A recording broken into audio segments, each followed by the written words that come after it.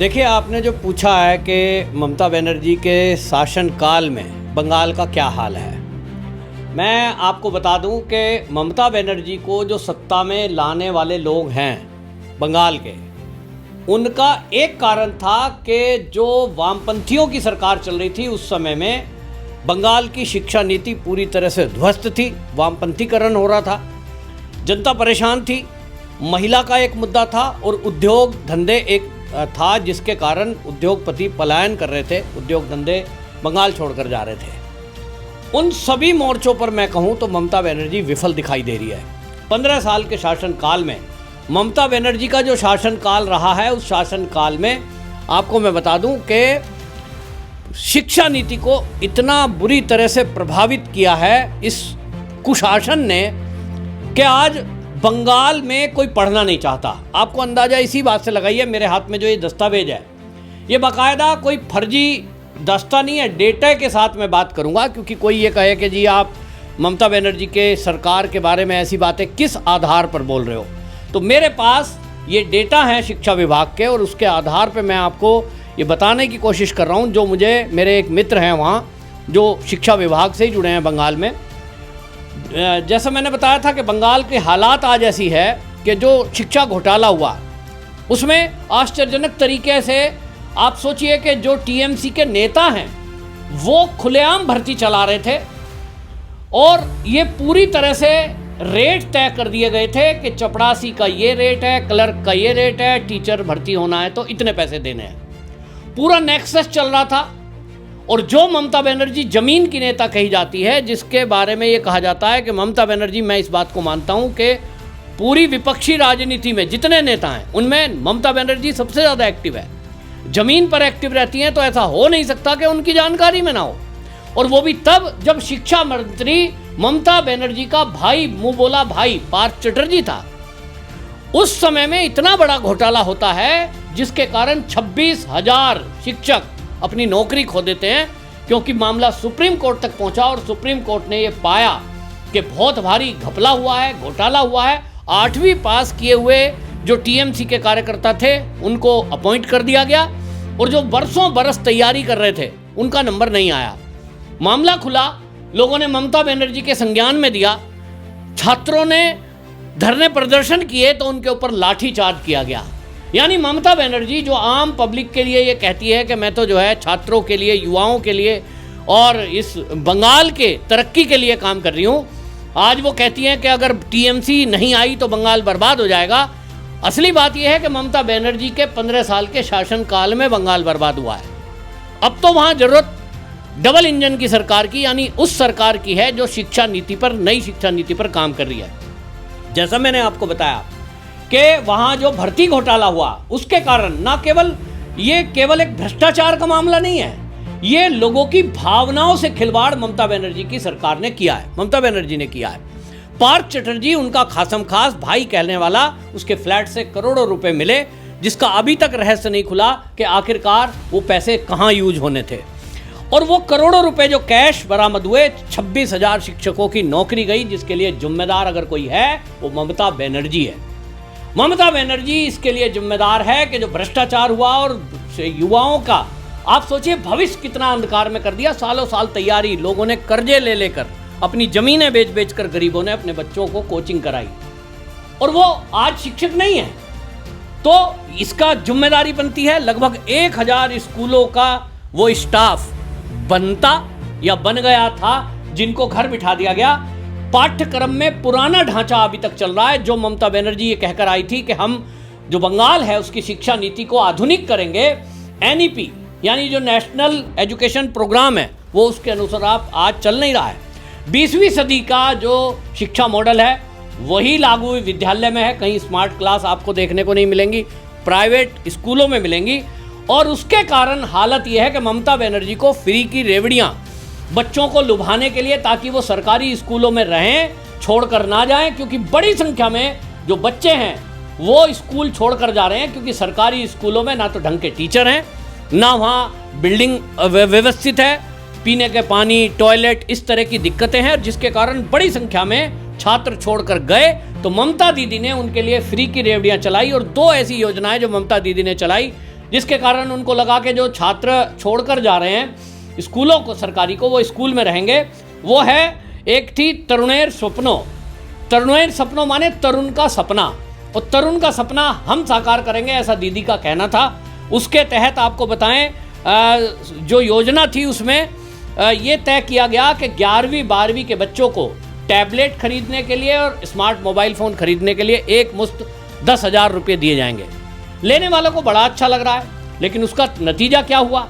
उसका नतीजा ये हुआ है कि वो जब सरकार ये बदलेगी तो पता चलेगा कि जो लाभार्थी होने चाहिए थे उनके बजाय ऐसे पैसे घोटाले की भेंट चढ़ गए।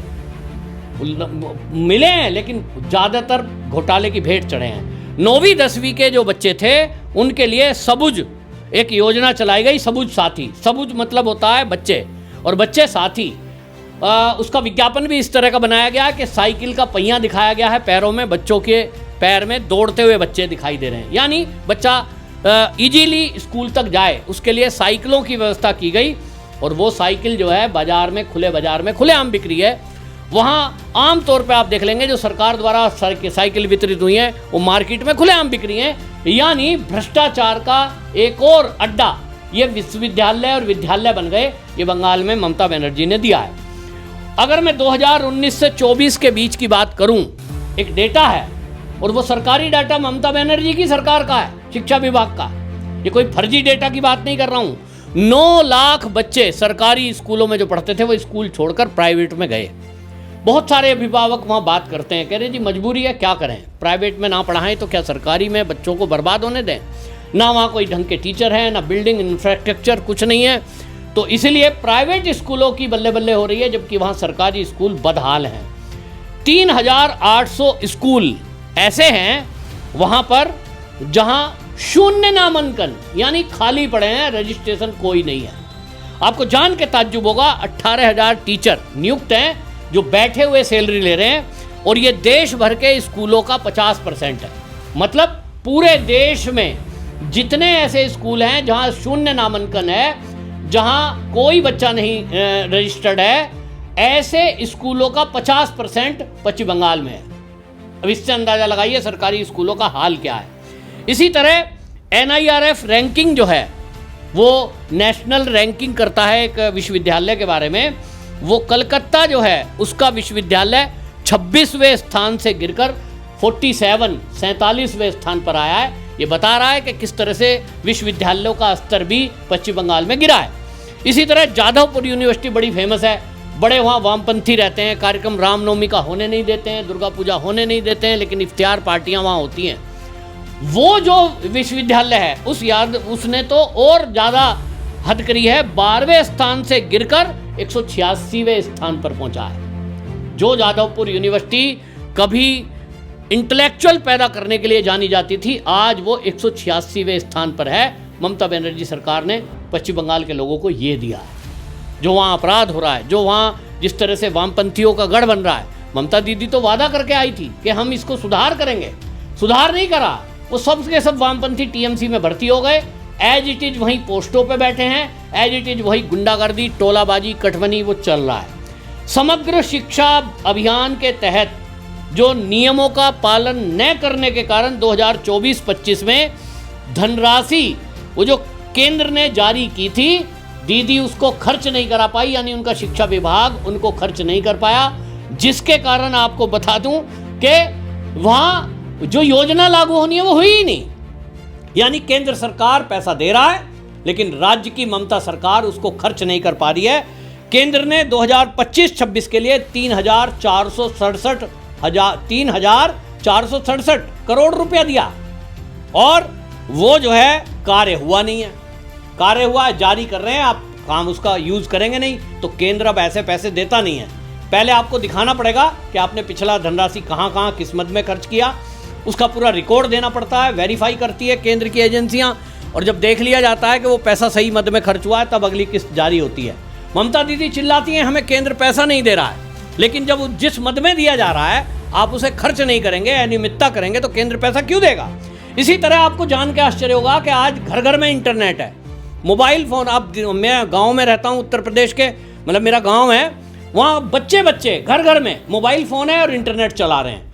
लेकिन जो हमारे देश की कभी राजधानी अंग्रेजों के समय में रहती थी, वो कोलकाता और पश्चिम बंगाल, आप देखिए कवरेज का स्तर वहां 16% मात्र है, जो राष्ट्रीय स्तर की तुलना में 63% कम है। यानी लोग इंटरनेट यूज नहीं कर पा रहे हैं।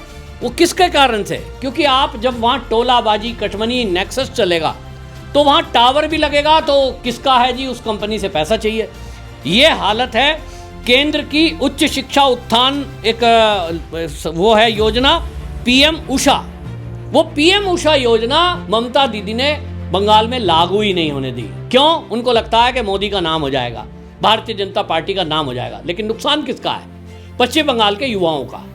ममता बनर्जी की वजह से पश्चिम बंगाल के युवाओं का बहुत ज़्यादा नुकसान हो रहा है। पश्चिम बंगाल के जो बच्चे आधुनिक शिक्षा जिनको ग्रहण करनी चाहिए थी, स्मार्ट क्लास में जाने चाहिए थे, पूरे देश में जो आज शिक्षा नीति है, 21वीं सदी चल रही है, आधुनिकता की तरफ बढ़ रहे हैं, लेकिन पश्चिम बंगाल पिछड़ा हुआ है, जिसका एकमात्र कारण ममता बनर्जी की जो शिक्षा नीति है उसके प्रति उपेक्षा, भ्रष्टाचार और दीदी की जो थॉट प्रोसेस है उसमें जो वामपंथी लोग हैं उनका कब्जा, इसके कारण से है। और इसीलिए पश्चिम बंगाल के लोग, खासतौर पे युवा और बच्चों से मेरी जो बात हुई है उसमें ये कहते हैं कि ममता दीदी सरकार को इस बार उखाड़ फेंकना है। युवा पहले ही गुस्से में हैं आर्जिकल मेडिकल कॉलेज वाले किस्से को लेकर के, जिस तरह से छात्रों को ममता दीदी ने बदनाम किया, और अब गुस्से में हैं। और सबको समझ में आ रहा है, अभिभावक ये कह रहे हैं कि सरकारी स्कूल बदहाल हैं, गरीब आदमी तो अपने बच्चों को पढ़ा ही नहीं सकता। और इसीलिए सब उम्मीद कर रहे हैं कि ममता बनर्जी की सरकार जाएगी, भारतीय जनता पार्टी की सरकार आएगी, तब ये शिक्षा नीति भी बदलाव होगा और स्कूलों में भी बदलाव होगा। भ्रष्टाचार जो है वो भी खत्म होगा। यूनिवर्सिटियां जो यहाँ कभी विश्व प्रसिद्ध हुआ करती थी, फिर से अपने स्वरूप को वो हासिल करेंगी, ऐसी लोगों को उम्मीद है। और इसलिए इस बार गांव-गांव में इस शिक्षा नीति को लेकर भी भारतीय जनता पार्टी अग्रसर है। उसके मतलब एक मुद्दा है, ये भी लोगों के बीच ये मुद्दा है कि ये सरकार तो कुछ करेगी नहीं। और इसलिए ममता बनर्जी ने जो वादा खिलाफी की है, इसके खिलाफ अब लोग अभियान चला रहे हैं और वो कह रहे हैं कि इस बार परिवर्तन करना जरूरी है। वंदे मातरम।